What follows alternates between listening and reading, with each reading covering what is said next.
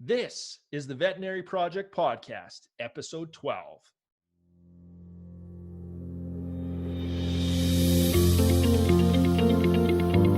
Welcome to the show created by vets featuring absolutely no pets. This is the Veterinary Project Podcast, hosted by Dr. Michael Bugg and Dr. Jonathan Light. Our resident veterinarians have swapped out their stethoscopes in favor of microphones to bring you the Veterinary Project Podcast, a show focused on real conversations aimed to connect this amazing profession full of remarkable people. Through the sharing of collective stories and wisdom and connecting over the many unique challenges we face, we invite you to join our community of veterinary professionals leading intentional lives. And now, here are the hosts of the Veterinary Project Podcast, Dr. Michael Bugg and Dr. Jonathan Light. Hey everyone, welcome back. I am your co-host, Dr. Michael Bugg, and joined by my lovely co-host, Dr. Jonathan Light. So Johnny, I'm going to put you on the spot instead of asking you how your day and week's going. You have been working on a vet clinic. You are opening a veterinary clinic and you've been very coy about it. So I'm just putting you on the spot here. Tell the listeners a little bit about what's going on. Well, look at you go.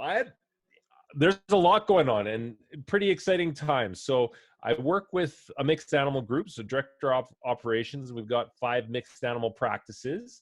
On top of that, what I've been looking at over the last 6 months is certain locations for actually purchasing or opening a clinic. So in the last 3 months, that's come to more fruition on the opening a clinic side. And so really have been diving deep into architectural designs, engineering, equipment, all of those pieces that I've done from an operations standpoint the last 5-6 years, and now really bringing it to fruition into what I'm really hopeful and excited will be an awesome place for people to come in with their animals as well as to work in. So taking the different ideas that COVID has brought forward, as well as some evolutions in some practices, and also just going into hundreds of practices literally through my time with Novartis, VCA Canada, and taking some of those ideas and putting them into reality. So that's where I'm at. So Nice. Thanks for putting me on the spot, you bum. Nice. Well, I was just now hearing you say that, like your career up until this point, you probably have been in hundreds or thousands of vet clinics. Not thousands. It's at some point, I think it was like 2017, 18, well over 500 clinics at this point, which is absolutely mind-boggling if you think about it.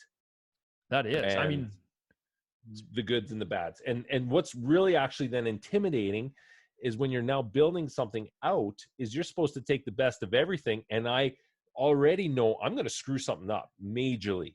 Every time that we're thinking about, okay, that room's got to go there, or I should have this piece, then I'm like, well, remember that? And then I'm going back. And then, oh, remember that? Going back. And I have to stay out of my own way sometimes. okay.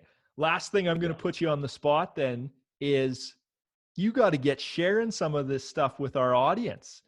You know, the process behind the scenes. Like, I'm so curious. Every time we chat, I learn so much about, like what you're setting up and what you're targeting. So you don't have to answer that. I'm putting you on the spot. I would encourage you to start sharing the journey and the process.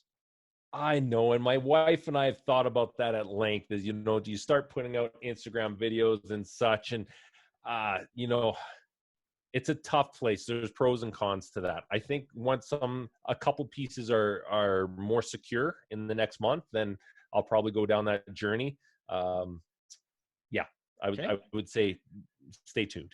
Okay. Well, that's fair. Okay. So going to dive into this week's guest. This is actually a 2-part conversation. So you're going to be hearing from Devin this week and next week.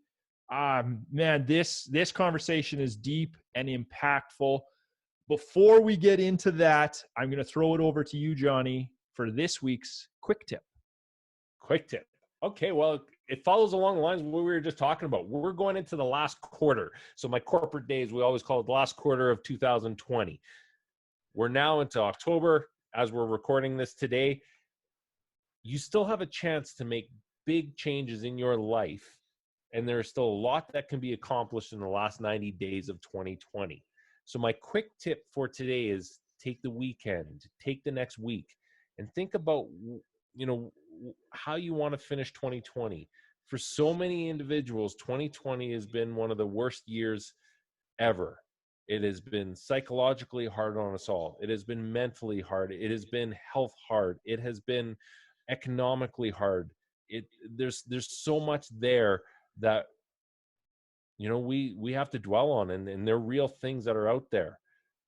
That being said, coming into this last 90 days, we get to choose how we approach every day. And for me and Candace, as we're looking at these last 90 days, is what do we want to how do we want to finish 2020? How do we want to control those things that we can control with everything going around in this world that we don't have control over?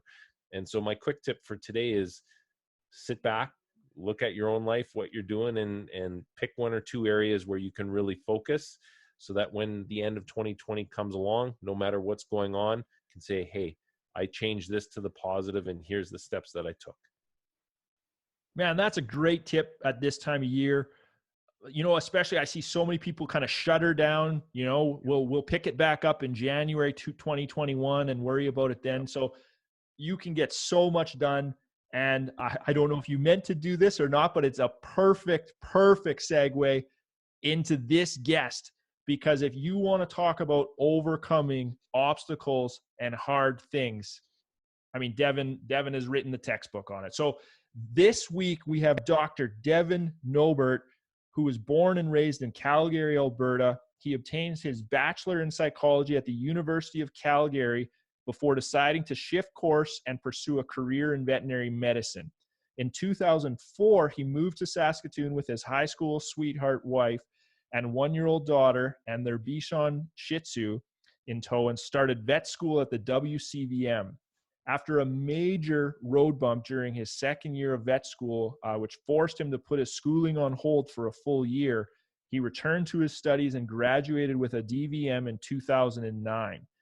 Devin joined Fish Creek 24-hour emergency pet hospital early as a student in 2006. He was hired as an emergency vet right after graduation in 2009, and he's continued to face multiple health-related road bumps, but he's managed to become both a partner and a manager at this exceptionally busy and successful emergency hospital, as well as at their sister clinic, Little Creek Vet Clinic. He currently practices primary vet medicine part-time at Little Creek. Outside of vet medicine, he is a full-time dad to 3 kids, including 2 teenagers. And finally, he is a golf junkie and music fanatic and loves to combine either of these passions with travel. And just, as a personal note for everyone, this episode, we do get deep and we dive into a lot of stuff. Devin, you're going to be listening to this. Thank you so much vulnerability and courage. And this is one of the most impactful episodes I think we've ever put out. So without any further ado, I give you Dr. Devin Nobert. All right, Devin, really good to have you on. I was looking at your bio here, not that I needed to because we know each other so well, but I couldn't help but notice that you left off one key thing, and that's that you are a pinball wizard. Oh, how did that not make the bio?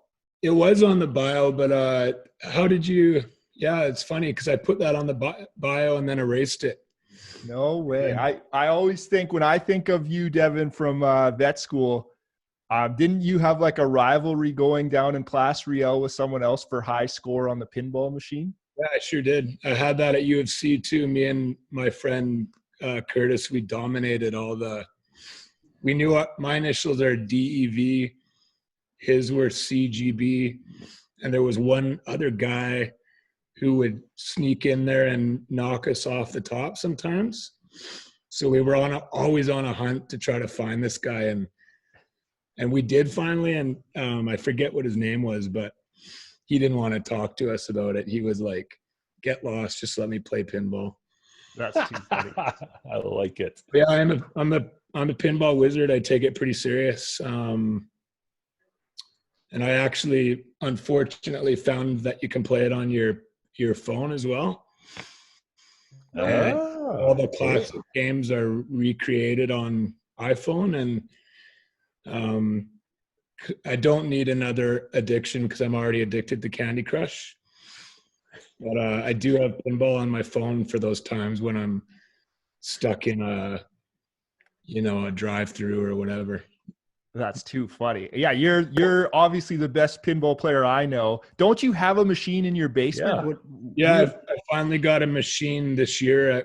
It was a Life, the one that I played in undergrad, so like 97, 98. It was brand new then. And I told myself then, and I told my buddy Curtis, I'm going to have this machine one day, because we played it like, not going to say thousands, but hundreds of hours. Like, just, we were always in there. And this company bought the rights of the game like 2017, I believe, and remade it like exactly how it was, except with modern electronics like LED. Nice. When I caught wind of that, I was like, sign me up. So I put myself on a waiting list 3 years ago, and it took me like 2 years to get it, for it to be made. And I just, it's a pretty big joke, and not a joke, a sore spot, because it was not a cheap toy.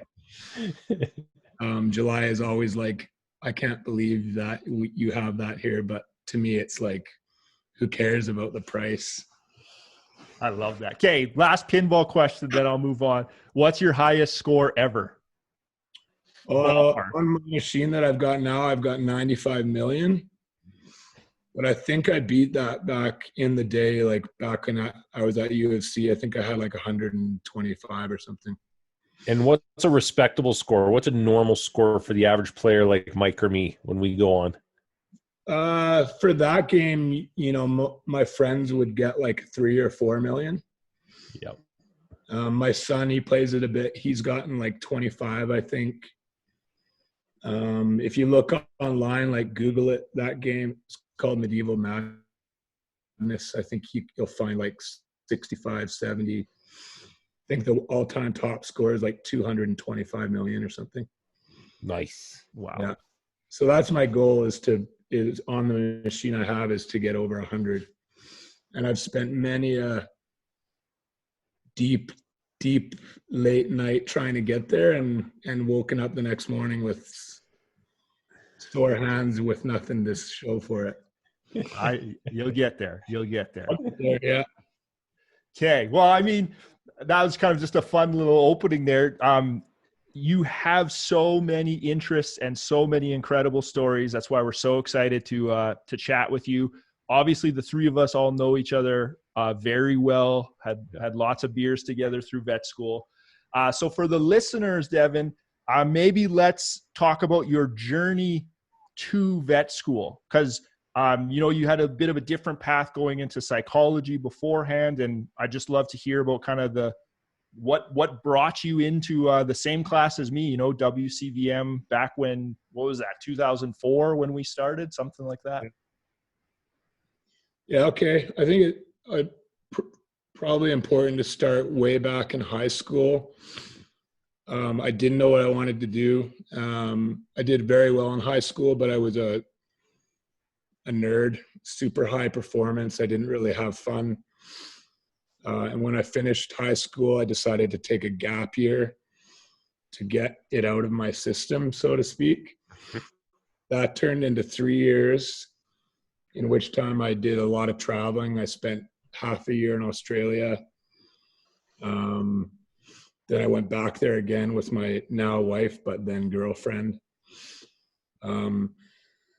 After 3 years, I had gotten some of it out of my system. Not all, but I knew that if I didn't go back to school, I probably never would.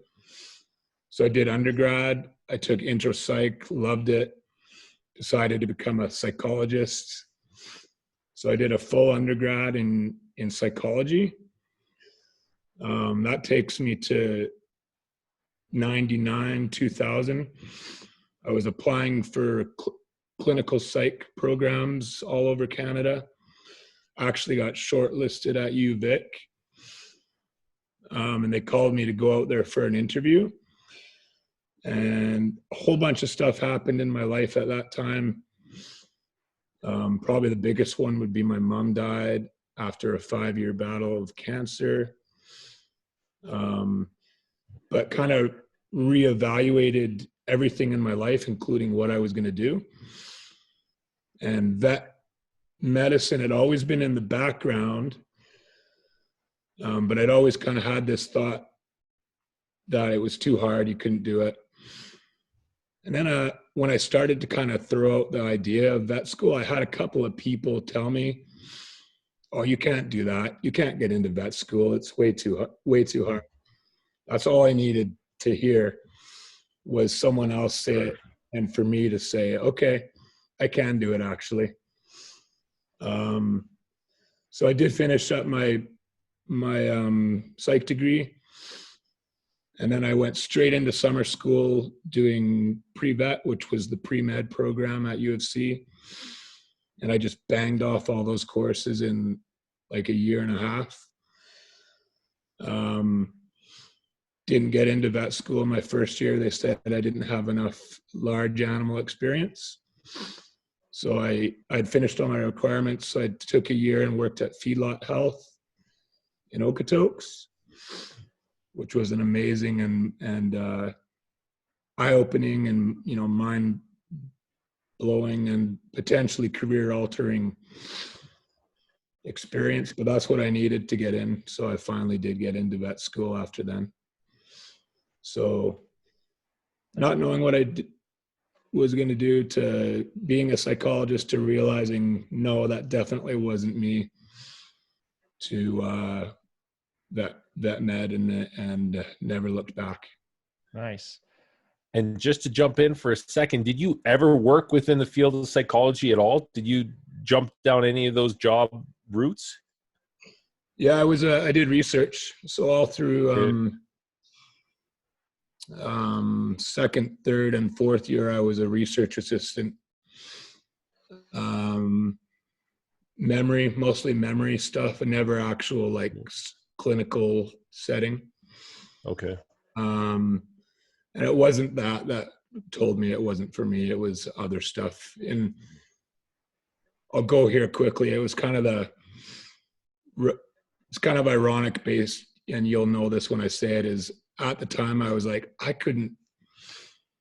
why am I going into clinical psychology when I don't want to listen to people's problems for the rest of my life? Like I don't have empathy for that. I'm way more compassionate towards dogs and cats, which is true. But when you become a practicing vet, you very quickly realize that a big part of your job is listening to people's problems. And I say that, I joke about that a lot at work, is I'm a part-time psychologist. Thank God I have that undergrad. No doubt. That's like the perfect undergrad training for a veterinarian. It is. Yeah. Like, yeah. And like emergency, you do a lot of counseling with people. Completely. Talking through guilt and not being able to afford treatment. And then what does that look like going forward? All those pieces. Rationale, like making traumatic decisions. Yeah, that is amazing. With that, well, I mean, there's a few things that jumped out. One is I kind of laughed when you said you were a nerd in high school, because that has never crossed my mind when I think of you. Like, you're so calm, into like kind of heavy metal Tool music. Like, Devin and nerd have never gone in the same sentence for me personally. And if there's anybody that's going to go to a party or going to want to hang out or going to do something that's not attached to the library, it's Devin. Yeah. So that's just funny.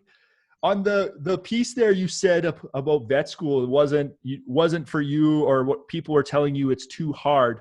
I'm curious. I'm assuming in all areas of your life, if someone tells you it can't be done or it's too hard, I'm assuming that just fires you up to go and do it. Yeah, I mean, that obviously is going to be a theme that comes up in this conversation, but it's definitely a motivator for me. Yeah. Um, And is it, I mean, this is a off the cuff hard question to answer. Like, can you trace that back? Like, is that just how you were wired, or where does that come from? You know, because we are going to see that theme, I'm assuming, come up repeatedly in our conversation.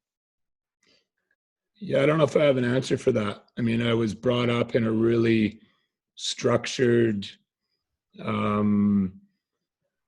disciplined atmosphere, but not in a bad way. But I was just, you know, my mom and dad both had me as I was a classically trained pianist, always had a job from, you know, 10 years old.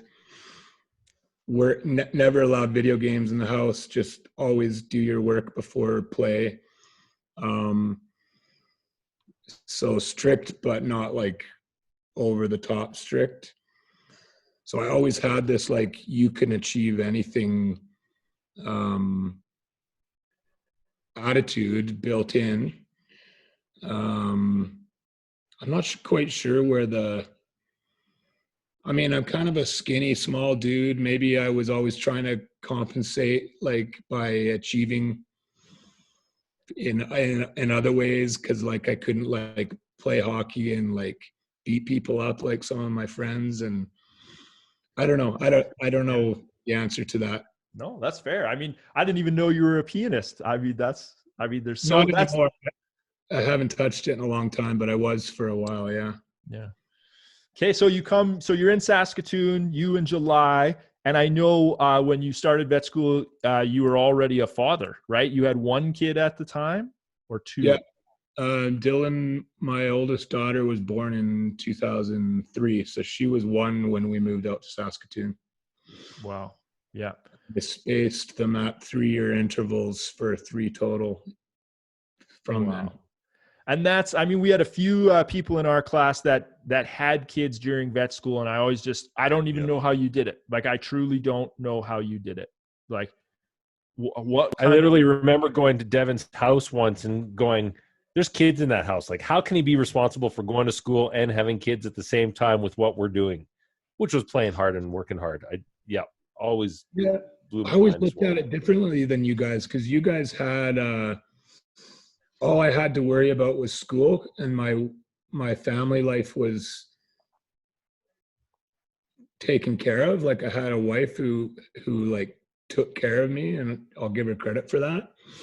You guys all had to, like, worry about finding, you know, trying to find a life mate, and you were all, you know. That's a really polite way of putting it, Devin. That's very nice of you. The ladies are going to be so happy with that. A big part of vet school was the social aspect, which I definitely took part in, but I didn't have to worry about that because that part was already set up for me. So I just worried about doing well at school, and all the rest was just fun. Like, having a kid at home, it wasn't that hard because I had the support that I needed. Nice. And so, I mean, obviously, where we're probably going to spend a good chunk of our conversation. So we started together in year 1, year 2, and then you had some events happen to you during vet school, and I'm going to kind of just turn that over to you. And I mean, fill us in kind of your journey through vet school. Okay. Beginning of vet school, 2004, I started to have, like, a raspy voice, and it kind of didn't go away. Doctor, you know, tried a bit of everything, antibiotics, steroids, kind of kept persisting and getting worse. I finally got referred to an ENT and did the camera down the throat and saw a polyp on my vocal cord, presumed papilloma. I first had that taken out in December 2005, I think, under general anesthetic, and that went well, except that it came back right away, so my voice was fine. I got to put out there that that was all that was wrong. Was my voice was a little raspy. I didn't have any breathing problems or anything else. I was a fully functional human being at that point. Playing squash, I don't remember that, Mike. We had the squash ladder, and I was you were always near the top of it. You and Alex. Yeah, me and Alex, and I think you were in on that as well. But I was a really fit, like, healthy individual. Anyways, that January, February, my voice started to get bad again right away, and they figured out that the polyp had come back, which they told me could and probably would happen because it was a papilloma, which is fancy words for a wart, a vocal cord polyp. So March 2006, I went back in for surgery to have that removed. It was a day surgery. I ended up waking up 3 days later to find out I had been in the ICU on life support in a coma for 3 days. It turns out that so they were using a laser to nuke the papilloma, and there was an accident, and the laser caught fire and torched my airway. So they call it an airway fire is the medical term. Not many people live to see the other side of an airway fire, but I did. I woke up on, I think the accident was on a Tuesday. I woke up on Friday. I was in a really bad state of mind, just like full of drugs, and didn't know what was going on. And there was people in suits in my room, and I just wanted out of there. So I kind of forced my exit out of that hospital, and ended up going back to vet school, and a couple of days later and finishing off that year. It wasn't a very high performance experience. I was like full of drugs, full of cough suppressants, painkillers, steroids, sleeping all the time. But I did finish second year. Went back to Calgary because I had my first Fish Creek, which is the clinic that I'm a partner in now, had just opened, and I had known the people who were starting it. Yeah. And I had been there, and I'd asked them for a job for the summer, and they'd given one to me. So, and that happened before the accident. So I went back to work, and just put the accident behind me. So that was May, I guess, 2006. About June 2006, I started to not breathe very good. And then I was hooked up with a vocal cord guy in Calgary, and he was going to redo my vocal cords, because I guess I should say that I wasn't talking at that point. I don't know if you guys not remember much that. At all. Yeah. I don't recall that. I didn't know that, I don't think. Yeah, so after the accident, my voice went to zero. Like my vocal cords were damaged, like badly burned. Mm-hmm. So I didn't talk at all. So at that point, that was my focus, was to get talking again. So I got hooked up with a vocal cord guy in Calgary. I was trying to work. My breathing was getting worse. I remember the night before my vocal cord surgery, I was working a late night at Fish Creek, and I asked, she's now my partner there, but she's a tech now, if she minded if I sucked on the oxygen tube there for a bit, because I was that out of breath. And she said, yeah, just make sure the anesthetic gas is off. So I remember that. That's kind of a sign of things to come, right? Went in for surgery the next day, and he looked down there and stopped the surgery right away, woke me up and said, things aren't looking good. He could see that my throat was sealing shut from scar tissue. And so he referred me to the Foothills Hospital in Calgary, where they have it's called interventional pulmonology. Basically like, just like it sounds, like dealing with airway emergencies. And so I was lucky to be in Calgary because there's not many of those guys around. And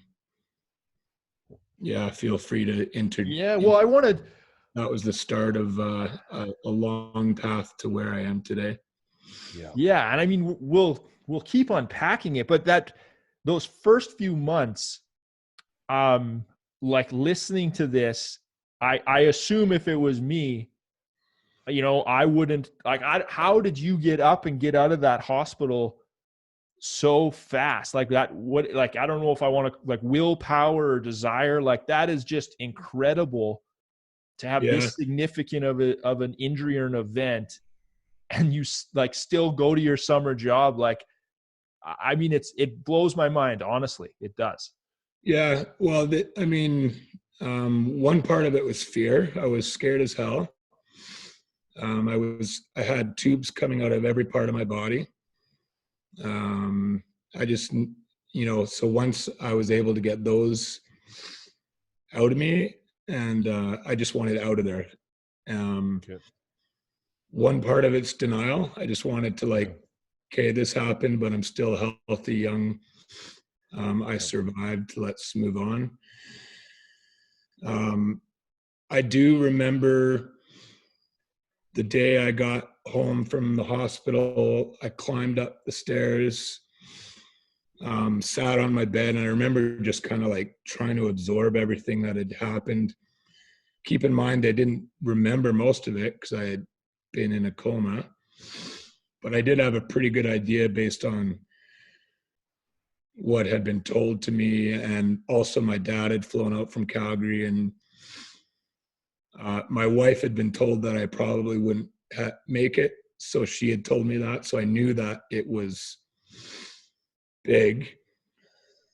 I remember sitting there on the bed with a burnt toast taste in my mouth, coughing my head off and thinking, wow, you just dodged a big bullet and there's potentially more to come.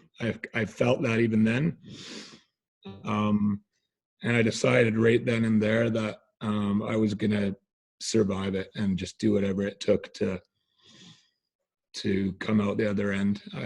I had a baby, I had a wife, I had visions of world domination in the vet world. So I decided right then and there, okay, this has happened. It could be big, it could be little. You're going to do whatever it takes to survive. I literally got chills. That's the first time you've told me the story of you sitting on the bed. I've heard your story before, but not that part. And I literally have goosebumps right now about deciding. Yeah, it was it was a big, big moment. No doubt. Dark choices. And that's, when we were setting up for this conversation, Devin, you're such a positive person. And we said we want to talk on the positive, and we obviously, for the listeners, we have to set this story up so they know kind of where you're coming from. But that's what has always struck me with you. Anytime I have something happen in my life, I'm always I use you as a benchmark where it's Mike, shut the hell up. You didn't have to go through what Devin went through, so quit complaining. Coming back, so summer's passing, and you were talking about some of the doctor advice now, the decision, do I come? So you finished second year, not into third year of vet school, and you had, I guess, a decision to make, right? Do you come back to vet school? Can you kind of fill us in on, on that path there? So that once I ended up being referred to the Foothills, I'll call well, that summer turned into like a nightmare. Like I spent pretty much the whole summer in the hospital.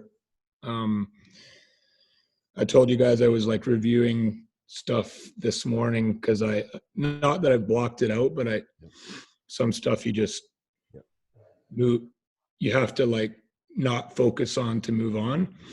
But I did have a blog from that time period of my life. I had like 7 life-saving surgeries in 8 weeks from like July 1st to middle of September. So going back to school that year, it just wasn't even an option. I remember I was going to, like, even mid-August, I'm sitting in the hospital, like in the, 2 days out of the ICU, and I'm like, okay, I'm starting school in next Friday. And this doctor, she was like my main guy's understudy. She comes in and she's like, we need to have a chat because I know you're pretty focused on continuing your studies, but it's not happening this year. And that was a hard moment. Where you're leading to is so over that year from July 06 to, let's call it August 07, was a continued nightmare. I think I ended up having like 20 or so surgeries in that year. Spent like 90, 100, 120 days in hospital. We were lucky enough to have July's parents in Calgary give us their, a place in their house for my wife and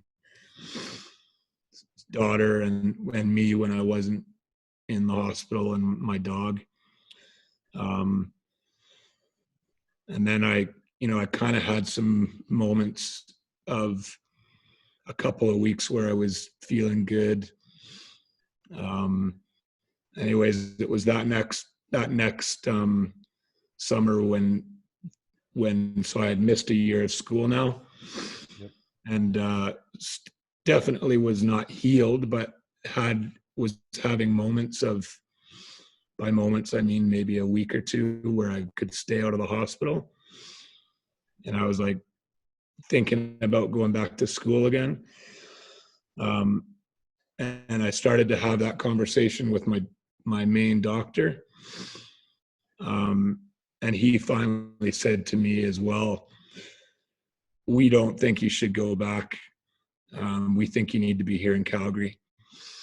And I totally respected his decision or his advice. From a professional standpoint, and really from a medical, I knew that what I was going through wasn't normal. But I knew if I didn't go back, I was never going to go back. I just knew that vet school is about momentum. Yeah. You gotta build on your learning. And I convinced myself that if I didn't go then, that not that I was giving up on life, but that I was kind of going against my outlook on life. So I actually, told him respectfully that I really respect your opinion, but I got to go back to school. And he respected that as well and said, okay, well, we'll do what it takes. So I did go back to school a year late, and was lucky to join Jonathan's class. No offense to you, Mike, but made some of the best friends in my life. And so that, everything happens for a reason. Yeah. That wouldn't have happened if I didn't take that year off. Kurt and Johnny and a few others have been like, they're my vet soul brothers. So, yep. But yeah, that third year was a nightmare. I shouldn't have been there, but I was. I was a regular patron of WestJet. I would be, I would do my week of school, and I would be getting sicker and sicker, and I'd hop on a plane on Friday after class. My dad would pick me up at the airport, drop me off at the Foothills Hospital. I'd have some diagnostics. I'd have a surgery. I'd have my books with me so I could study. And then I'd fly home on Sunday and go to school on Monday. I did that for a full year. Man, that's mind-blowing to me. I didn't know that part of the story either, Devin. Okay. I had like 8 or 9 flights that year in that 1 year. Some of them more. I remember I was always hiding my stuff because I didn't want to get kicked off of a flight, right? I needed to be back in Calgary. Yep. So I'd be like gasping for air, and I'd be like hiding it. And then my dad would I'd look normal until I got to my dad waiting out in the waiting area, and then he'd like have a wheelchair for me or something. And yeah, it was insanity. Wow. And the amount that you push through in that year as well too, like from the standpoint of a social standpoint in school, that's a pretty darn aggressive school caseload that we had that year. Like that's an aggressive year. Yeah. And yeah, you didn't show much at all. Like we got to know you, so we got to know you personally, but still even then what you showed and what you put forward compared to what was probably going on were two different things. Yeah. I remember studying for our pharmacology final while being hooked up to morphine in a hospital room, and I was thinking, this is MacGyver studying. Real-time studying, no doubt. I'm doing real-time studying. I was reading about opiates, and I was trying them at the same time. Man. And I don't know how much detail you want to go in terms of surgeries, but just to provide the listeners a little bit of context on what kind of surgeries were going on at that point. Yeah. What were they working on? I think that's important. Yeah. Okay. Good point. I kind of take, it's important that you do that, because I kind of assume that everyone knows what's going on. But so my airway was damaged from about my vocal cords right down to the entrance to both lungs. The right side, the right bronchus was definitely damaged way worse. So I had stenosis, which means it was like trying to shut with scar tissue. So I ended up having stents put in to hold it open back in July of 2006. I had a T-tube put in, which is like a tube that goes up and down your trachea and comes out right there. And then below it, I had a Y stent. So a stent that goes from the trachea down into both main stem bronchi. The 101 of all that is that your body doesn't like to have something foreign in your airway. So it was always a trade-off of having something there versus not. So when I didn't have something, my body was closing off because of damage from the fire. And I also developed bronchiomalacia. So some of the areas that weren't scarred were still damaged. So they were floppy. So they weren't staying open like a normal trachea should. So the answer to that was to keep it stented open with what I have now is silicone, but we've tried everything over the years. So the majority of the surgeries was finding the balance of too much versus too little and where to put it. So it was always a game of like, not a game, but a game of millimeters. Like it's not actually a very big area to work with, but it was always like, sometimes the stent was 4 millimeters too short in the top area, and then it would start to close in there. So they'd go back in and he'd go in and make it longer, but then it would start to really irritate it, and then it's like a foreign body reaction. So then where it was irritated, it would start to form granulation tissue and then shut for another reason. So most of the surgeries were about keeping the airway open. And during all that, I was having like, and I still do, complications related to that, like infections, inflammations, so pneumonias, pneumonitis, like tracheitis, tracheal infections, and all these fun things like pneumothorax and collapsed lungs. I mean, really, if you name it, I've had it in terms of airway stuff. I've read the textbook and I internalized it. Yeah, I can't imagine. And just for context, again, for listeners, like we don't joke about it at all. We just say, hey, how's the last couple of weeks been? And you're in for a clean out, and it's just and I use quotation marks for anybody that's not watching, a deep sedation. But prior to the call today, you provide us context for how many of those procedures you've gone through over the last 14 years. Are you willing to share those numbers? Yeah, sure. These numbers are partially from when I started to get a Mac. There's a just on the calendar, I started recording like this day I'm having that, and luckily it saves it even when you upgrade to a different computer.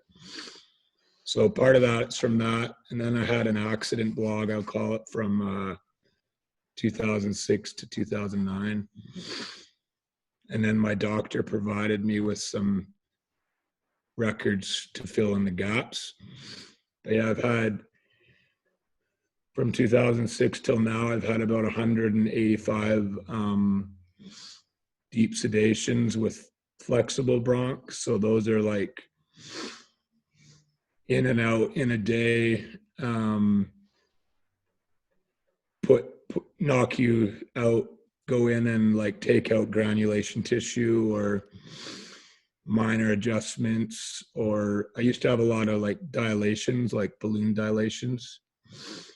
Not so much of those anymore.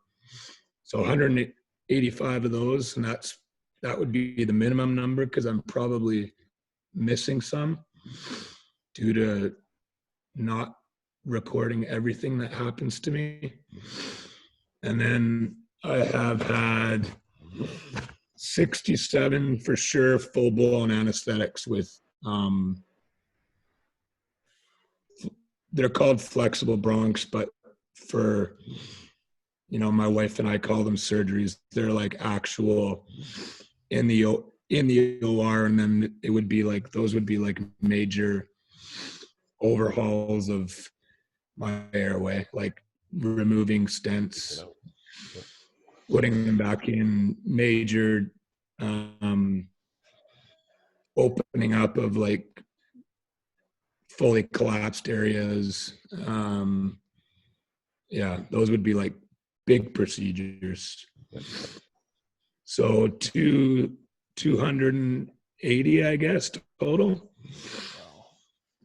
Unbelievable. Yeah, that's unbelievable, man. You've been through a lot. So there's no good time for me to jump in here, but I am going to jump in. For the listeners, we're doing this conversation in 2 parts. So we're gonna cut it here. Next week you'll have to join back in. We're gonna continue this conversation right now and start diving into kind of, I guess, Devin's like journey of healing and perspective gain. So tune in next week for that, and we'll dive in. Thank you for listening to the Veterinary Project Podcast. As a recap, on behalf of our hosts, the Veterinary Project Podcast will be releasing new episodes weekly. So be sure to tune in as we bring you more conversations aimed at helping you enjoy a life well lived.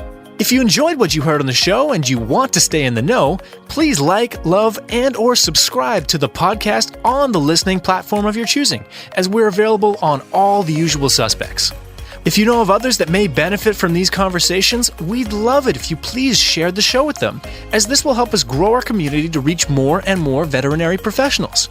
Speaking of which, if you are a veterinary professional and would like to get connected with more like-minded individuals who are joining us on this journey, please send an email to the Veterinary Project Podcast at gmail.com, and we'll invite you to be a part of our private Facebook group. General feedback, requests for information, or perhaps requests to be a guest on the show can also be sent to the Veterinary Project Podcast at gmail.com. Dr. Michael Bugg and Dr. Jonathan Light, thank you for listening to the show, and we'll catch you again next week for another episode of the Veterinary Project Podcast. Bye for now.